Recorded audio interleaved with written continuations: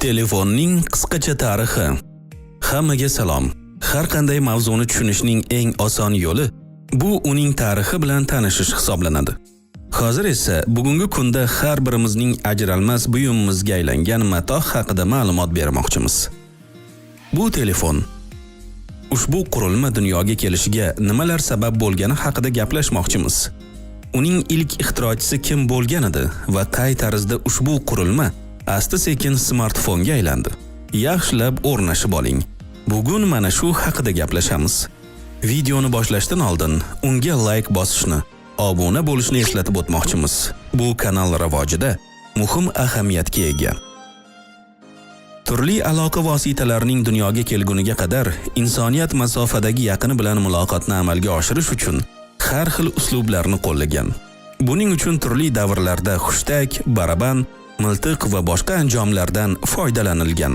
Ma'lumki, miltiqdan o'q uzilishining ovozi 10 kilometrgacha uzoqlikdagi masofadan eshitiladi. Shu sababli undan yaqinlashayotgan dushmanlardan ogohlantirish yoki yo'ldan non olishni unutmaslik haqida ogohlantirish maqsadida foydalanilgan. Lekin bu usullarning hech qaysisi muloqot o'rnini bosa olmas edi. Shuning uchun insoniyat azaldan masofadan suhbatlashish yo'llarini axtarib kelgan. 1860-yilda birinchilardan bo'lib italiyalik olim Antonio Meucci o'zining yutuqlarini dunyo ahli bilan bo'lishadi. Bu ismni yodda saqlashingizni tavsiya qilamiz. Sababi, telefon qurilmasining ilk ixtirochisi aynan shu olim hisoblanadi. Ushbu nochor muhandis Nyu-Yorkka ko'chib o'tishga majbur bo'ladi va o'sha yerda elektrofonga asos soladi. Ushbu qurilma yordamida ovoz signalini sim orqali uzatish mumkinligini ta'kidlagan olim adashmagan edi. Bu haqda barcha mahalliy gazetalar jar soladi va ixtiro ko'pchilikda qiziqish uyg'ota boshlaydi. Qiziquvchilardan biri mashhur Western Union kompaniyasining vakillaridan biri edi. Kompaniya arzimagan pulga undan qurilmaga mualliflik huquqi, chizmalar va dastlabki ishlanmalarni sotib oladi. Olim esa natijani kuta boshlaydi.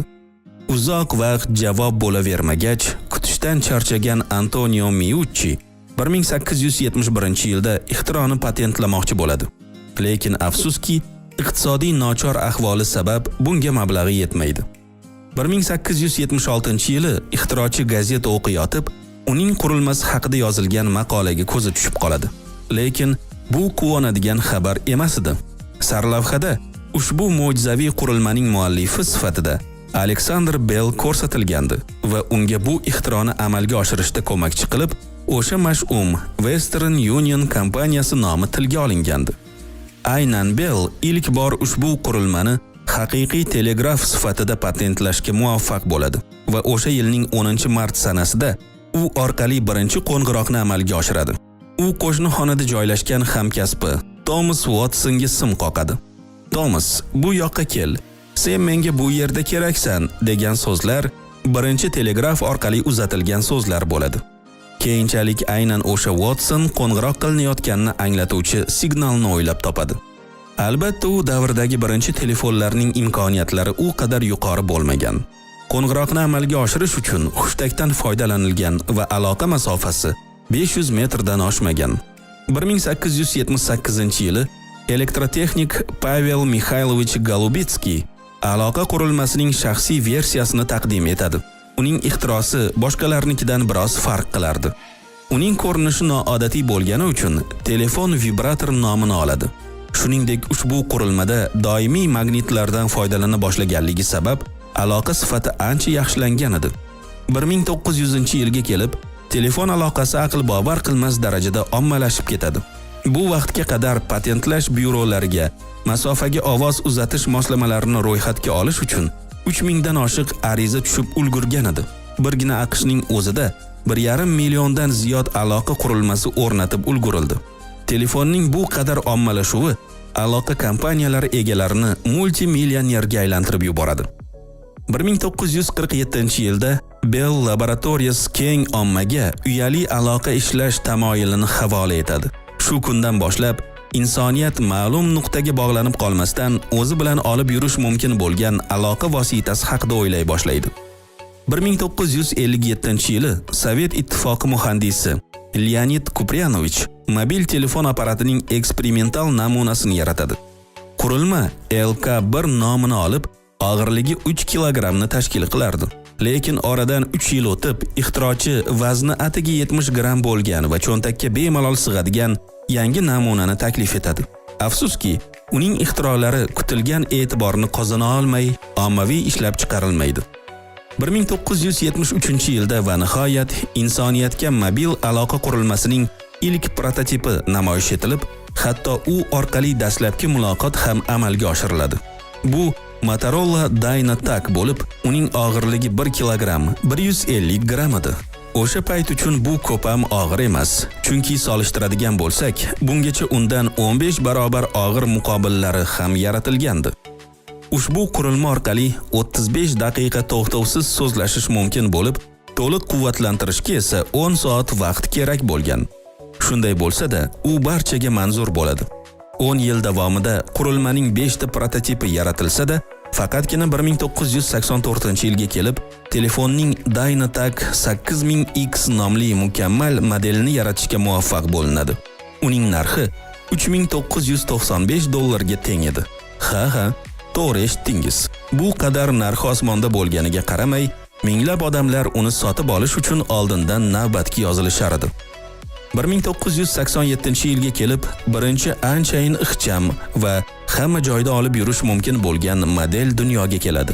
Bu Nokia Mobira City Man 900 bo'lib, og'irligi bor yo'g'i 800 gram edi. Modelning butun dunyoga mashhur bo'lib ketishiga sabab, u orqali Mikhail Gorbachov Helsinkidan Moskvaga qo'ng'iroqni amalga oshirish uchun foydalangani bo'ladi. Tabiiyki, bu hodisa fotograflar e'tiboridan chetda qolmaydi. 1993-yilda esa avvalgilardan keskin farq qiluvchi yangi model yaratiladi. Uning nomi Benefone Beta edi. Unda na kamera, na Bluetooth, na barmoq izlarini skanerlash funksiyasi ham bo'lmagan albatta. Ammo unda ilk bor soatning paydo bo'lishi insonlar kuniga 200 bor telefonini cho'ntagidan olib, vaqtni bilish uchun qaraydigan davr kelishiga sabab bo'ladi. Bu yog'iga texnologiyalar yanada jadal rivojlana boshlaydi. Endilikda mobil telefonga oddiy funksiyalarni qo'shishning o'zi kamlik qila boshlaydi. Va 1994-yilda IBM kompaniyasi birinchi sensor ekranli Siemens modelini havola etadi. Bu xonaki kompyuter va mobil telefon qurilmasini o'zida umumlashtirgan, keyinchalik smartfonday yuritila boshlaydigan telefonlarning ilk namunasi edi. 1996-yilga kelib, dunyo bungacha kuzatilmagan yana bir yangi gadjetga guvoh bo'ladi. Bu bukilib ochiladigan chig'anoqni eslatuvchi shaklga ega Motorola StarTAC modeli edi. U tez orada shu darajada ommalashib ketadiki, dunyo bo'ylab 60 milliondan ziyod miqdorda sotiladi. Shu yili yana bir Siemens S10 nomli rangli ekranga ega yangi model paydo bo'ladi. 1997-yilda esa ilk slayder shaklidagi bir emas, ikkita model dunyo yuzini ko'radi. Bular Sony CMDX1000 va Nokia 8110 edi. Avvaliga ular ochilib yopiladigan telefonlar kabi ommalasha olmaydi. Lekin dunyo ekranlariga Matrica filmi chiqqach vaziyat butkul o'zgaradi. Chunki bosh qahramon aynan shu rusumdagi telefondan foydalanishi ushbu model telefonlari ham katta partiyada sotilib ketishiga sabab bo'ladi. 2000-yilda mobil telefonga hozirda eng muhim sanalgan kamera o'rnatishga muvaffaq bo'linadi. U ilk bor Sharp GS-H04 ga o'rnatiladi. Yana shu yili rasmiy ravishda smartfon deb atala boshlangan telefon ham ommaga taqdim etiladi. Ericsson R380S nomini olgan bu modelda barchasi mujassam edi. Ya'ni sensorli ekran, kichik o'lcham, ochilib yopiladigan qopqoq va stilus nomli qalam. Fan texnika mo'jizasini ko'rganman-u, lekin bunaqasini deb aynan shu modelga aytish mumkin. 2001-yili Yaponiyaning Docomo kompaniyasi ilk bor 3G aloqa tarmog'ini ishga tushiradi. Shu davrdan boshlab smartfonlar internet tarmog'ida suzib yurishga mo'ljallab chiqarila boshlaydi. Ilk bor mobil aloqaning 3-avlodini HTC kompaniyasi o'zining Meteor modelida taklif etadi. Chunki unda Wi-Fi va GPS paydo bo'ladi hamda personal kompyuterlar bilan jiddiy raqobatlasha boshlaydi. Va nihoyat 2007-yili smartfonlar olamida inqilobiy o'zgarish ro'y beradi. 9-yanvar sanasida Apple kompaniyasi insoniyat aqlini shoshirib qo'ygan iPhone'ni taqdim etadi. Bu o'sha yilning eng ahamiyatli hodisasi sifatida e'tirof etilib, qurilma cho'ntak kompyuteri deb ham atala boshlaydi.